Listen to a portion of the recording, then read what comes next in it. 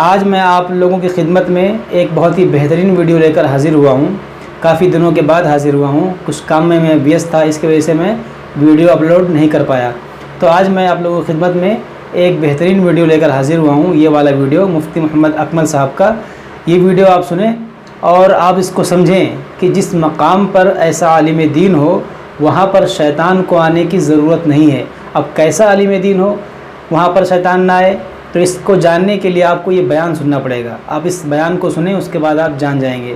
تو آئیے ہم اس بیان کو سنتے ہیں۔ اور دوستو، بیان سننے سے پہلے میں ایک بات بتا دوں کہ اس سے پہلے جو میں نے 2 ویڈیوز اپلوڈ کی تھیں، اس میں نے ایک اسلامک سوال کیا تھا کہ غسل میں کتنے فرض ہوتے ہیں اور وضو میں کتنے فرض ہوتے ہیں۔ یہ ہم نے سوال کیا تھا، اس کا کچھ ہمارے بھائیوں نے جواب دیا ہے۔ اس کا جواب میں ویڈیو کے آخر میں دوں گا کہ کس کس نے جواب دیا۔ تو آئیے پہلے ہم اس بیان کو سنتے ہیں۔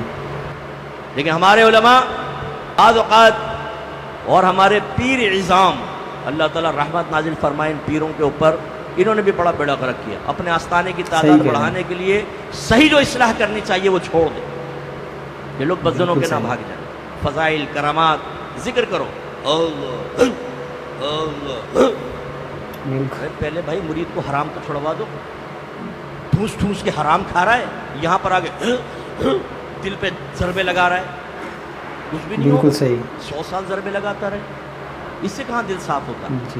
موت کو وہ یاد نہیں کر رہا، استغفار وہ نہیں کرتا، قرآن پاک کی تلاوت وہ نہیں کرتا، اچھوں کی صحبت میں وہ نہیں بیٹھتا، ہر قسم کے گناہ وہ کر رہا ہے، آپ دل پہ ضربے لگا رہے ہیں اور کہہ رہے ہیں پاک ہو جائے گا دل، اور پھر یہ مثل آئینہ ہو جائے گا، تمہیں عرش نظر آئے گا۔ اب وہ کان میں پوچھے، حضور آپ کو کتنی مرتبہ نظر آیا؟ کیسا تھا عرش؟ حضرت نے حکم دیا، چارپائی کا تصور کر لیتے ہیں ہمیشہ ذہن میں اور کہتے ہیں عرش دیکھ لیا۔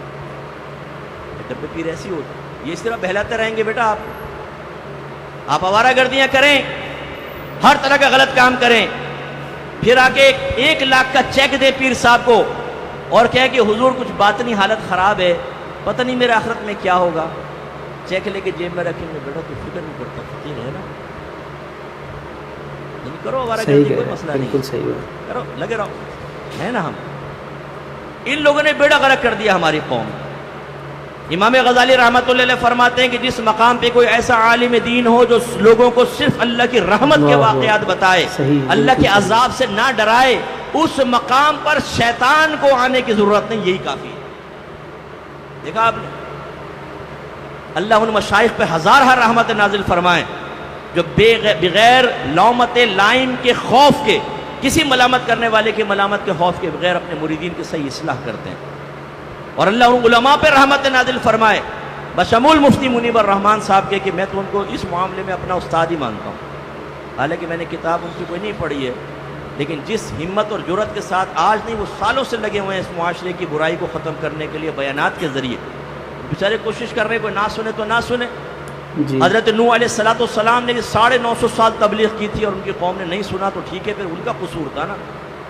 لیکن ان جیسے علماء جو قوم کے سامنے اپنے بچوں سے پیار اور محبت رکھتے ہوئے آپ کی آخرت کی فکر میں اپنے دل کو جلاتے ہیں، اللہ ان پر اپنی رحمت نازل فرمائے۔ تو دوسرا ہمارا جو بڑا مسئلہ ہوا، ایک سرپرست گئے، دوسرا یہ نعت خوانوں نے بیڑا غرق کیا، تیسرا ہمارے طبقہ علماء نے کیا کہ ان کے بیانات اس طرح کے نہ رہے کہ کرنٹ ایشوز کے اوپر کلام ہوتا، بچے چیلنجز کا سامنا کرنے کے لیے تیار ہوتے، علم دین کی طرف مائل ہوتے۔ جو آج سوشل میڈیا پر ہمارے مذہب اہل سنت پر حملے ہو رہے ہیں، ان کے جواب دینے کی صلاحیت رکھتے، کم از کم اپنا مذہب اور مسلک تو کسی کے سامنے بیان کر سکتے۔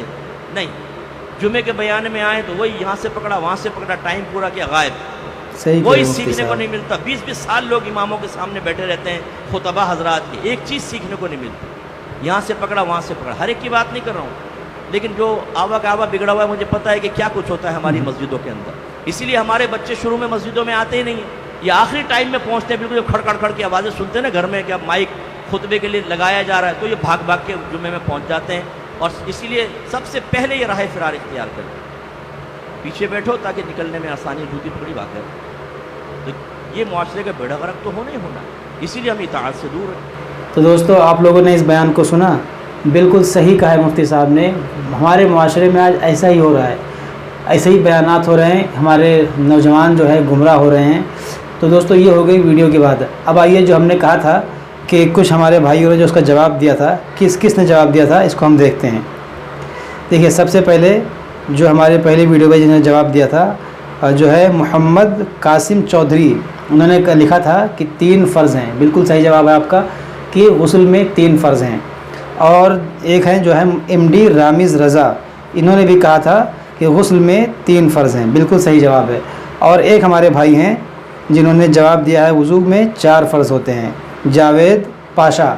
آپ لوگوں نے بالکل صحیح جواب دیا ہے کہ غسل میں 3 فرض ہوتے ہیں، اور وہ 3 فرض کیا کیا ہوتے ہیں؟ پہلا فرض ہے کلی کرنا غرغرہ سمیت، اور دوسرا فرض ہے ناک میں پانی چڑھانا، اور تیسرا فرض ہے کہ سر کے بالوں سے لے کر پاؤں تک پورے بدن کے ایک ایک حصے پر پانی بہانا، کوئی ایک بال بھی سوکھا نہ رہ جائے۔